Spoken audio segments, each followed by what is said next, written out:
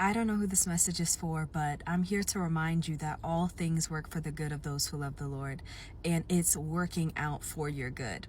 And I don't mean this just to make you feel better or because it sounds good, but I'm here to remind you that God is not a man that he should lie. His word says all things.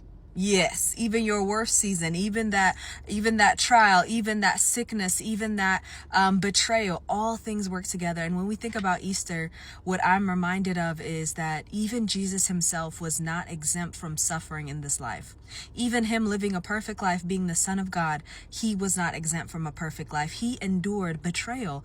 There wouldn't have been Resurrection Sunday without the betrayal of one of his disciples turning him in for measly pieces of silver.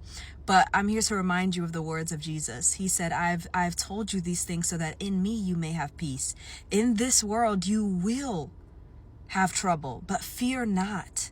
But take heart. He said, but take heart, for I have overcome the world. So what this reminds us of is that sometimes you may be in a season where you're the most diligent. You're in your word the most. You're praying the most. You're worshiping the most. You're showing up the most. But you're like, why am I going through this when, I've actually been the most consistent in my walk, and now I've ended up going through the situation. I'm here to remind you that it's not because you're doing anything wrong, but it's for the glory of God. You're going to see how God is able to flip it and turn it and work it for your good, because he's faithful to his word, because he's faithful to his promises, because he's faithful to his people.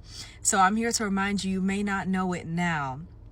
You may not realize it now, but it happened for your benefit. It happened not for your detriment, but for your benefit. So I need you to get into that word. I need you to keep telling this to yourself until you start to believe it.